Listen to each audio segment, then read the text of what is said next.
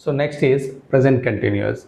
In a previous video, we discussed simple present, right? So what is present continuous? So present continuous can be called present progressive, and present continuous ni manam present progressive ani kuda cheppochu. So this tense is derived by using the present tense forms of be, present participle, right? ఇందులో మనం ఏం వాడుతాము అంటే be forms. మనకు తెలుసు be forms అని దేన్ని అంటాము? Is, am, are. అంతేకాకుండా పాస్ట్ అయితే వాజ్, వర్, దాన్ని కూడా వాడుతాం.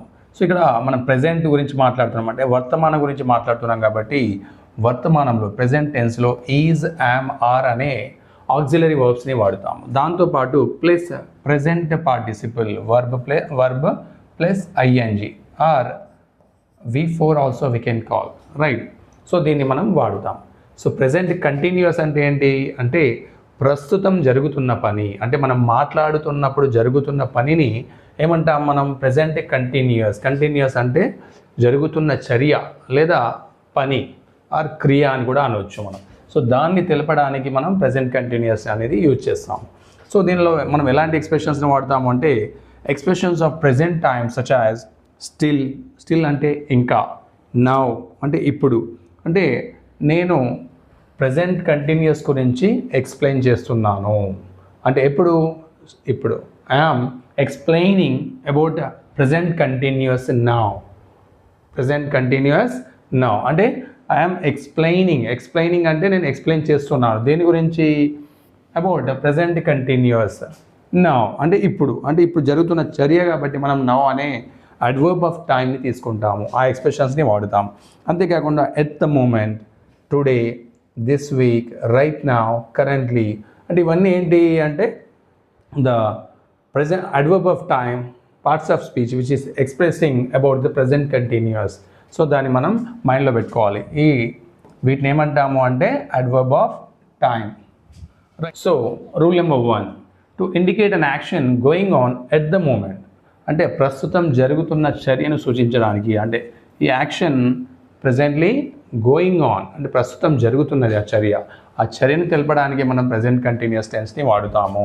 So let us see the example. I'm writing a letter. I ఏమవుతుంది ఇక్కడ? సబ్జెక్ట్. యామ్ ఏమవుతుంది? Be form is nothing but helping verb or auxiliary verb అని కూడా అనొచ్చు మనం. రైటింగ్ ఏమవుతుంది అంటే మెయిన్ వర్బ్ అవుతుంది, రైట్? Letter object. సో ఇక్కడ మనకు రైట్ ప్లస్ ఐఎన్జి, రైటింగ్ అంటే V4 ఫామ్ వచ్చింది అంటే continuous. I am writing a letter, నేను ఉత్తరం రాస్తున్నాను అంటే presently action is going on. The child is sleeping now. The child అనేది ఏమవుతుంది ఇక్కడ? సబ్జెక్ట్. ఈజ్ అనేది helping verb or auxiliary verb. Sleeping ఏంటి? V1 ప్లస్ ఐఎన్జి అంటే V4 అనొచ్చు అంటే ప్రస్తుతం పడుకుంటున్నాడు. The child is sleeping now అంటే ఇప్పుడు పడుకొని ఉన్నాడు అంటే ఇప్పుడు పడుకుంటున్నాడు. She is washing her clothes at this moment. ఆమె ఏం చేస్తున్నది? వాషింగ్ అంటే కడుగుతున్నది లేదా ఉతుకుతున్నది. ఏంటి ఉతుకుతున్నది? Her clothes at this moment, ఇప్పుడు ఈ సమయంలో ఆమె ఏం చేస్తున్నదట అంటే బట్టలు ఉతుకుతున్నది. So this is about first rule, to indicate an action going on at the moment. Second rule is what? To denote an action of the near future అంటే సమీప భవిష్యత్తులో జరిగే చర్యను సూచించడానికి కూడా మనం ఏం చేస్తాము అంటే ప్రెజెంట్ కంటిన్యూస్ టెన్స్ని వాడుతాము. I am going home next Sunday. ఎప్పుడు? నెక్స్ట్ సండే అనేది సమీపంలో ఉన్నది, రైట్? నెక్స్ట్ సండే అనేది సమీపంలో ఉన్నది కాబట్టి దాన్ని మనం తెలపడానికి ప్రెజెంట్ కంటిన్యూస్ టెన్స్ని కూడా వాడుతాం. ఐఆమ్ గోయింగ్ హోమ్, నేను ఇంటికి వెళుతున్నాను. ఎప్పుడు? నెక్స్ట్ సండే నేను ఇంటికి వెళుతున్నాను. She is leaving for Madras shortly. ఆమె ఎటు వెళ్తున్నది? మద్రాసు వెళ్తున్నది. ఎప్పుడు అంటే షార్ట్లీ, త్వరలో, రైట్? త్వరలో వెళ్తున్నది. ఇది కూడా ఏమవుతుంది? Adverb of time, right? So simple logic. LY వచ్చింది అంటే మనం గుర్తుంచుకోవాల్సింది ఏంటి అంటే that is adverb, right? So అంటే ఇక్కడ మనం రెండు రూల్స్ని డిస్కస్ చేసాము. One is at the moment the action which is going on, and second one is near future which action is going on. So దాని గురించి తెలిపేదాటిని మనం ఏమంటాం? ప్రెజెంట్ కంటిన్యూస్ అంటాము. So rule number 3, to denote an action partly over, partly going on and partly to be done అంటే పాక్షికంగా ముగిసిన, పాక్షికంగా అంటే కొద్దిగా, right? Some part which has completed లేదా పాక్షికంగా జరుగుతున్న లేదా పాక్షికంగా చేయవలసిన చర్యను కూడా తెలపడానికి మనం ఏం యూజ్ చేస్తాము అంటే ప్రెజెంట్ కంటిన్యూస్ టెన్స్ని వాడుతాము. Example, we are cleaning the house. మేమేం చేస్తున్నాము? క్లీనింగ్ ద హౌస్, ఇల్లుని కడుగుతున్నాము అంటే క్లీన్ చేస్తున్నాము. క్లీనింగ్ ద హౌస్ అంటే ఆల్రెడీ సగం పాక్షికంగా అంటే కొద్దిగా జరిగింది, ఇంకా కొద్దిగా మిగిలి ఉన్నది అని దాని మీనింగ్.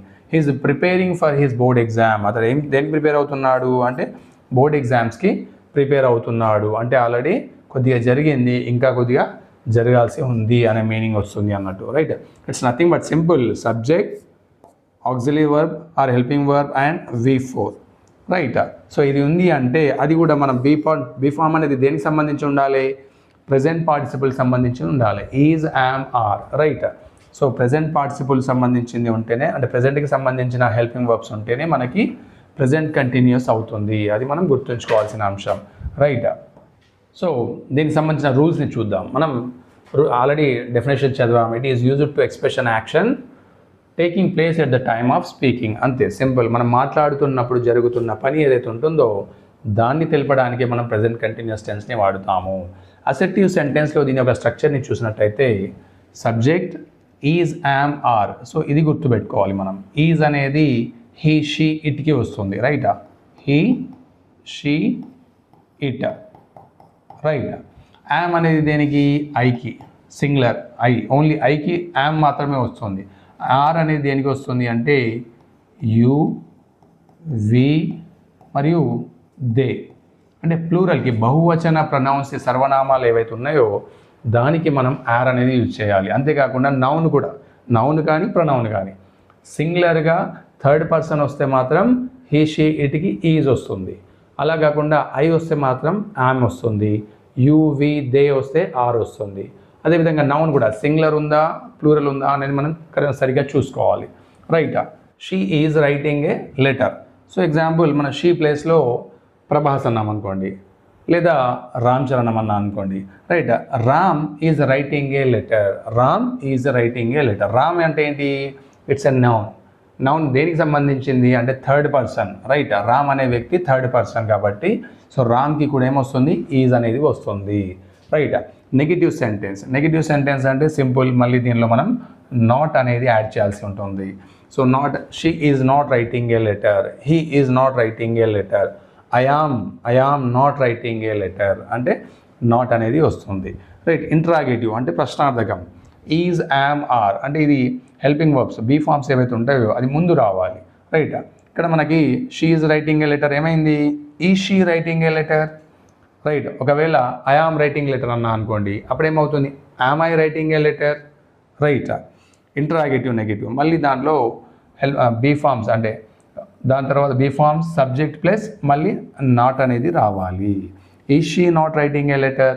రైట్, మనకి ఈ సెంటెన్స్ స్ట్రక్చర్స్ ఒకసారి క్లియర్గా చూసుకొని అర్థం చేసుకున్నట్టయితే మనం ప్రెజెంట్ కంటిన్యూస్ సెంటెన్సెస్ని ఈజీగా అనలైజ్ చేయొచ్చు.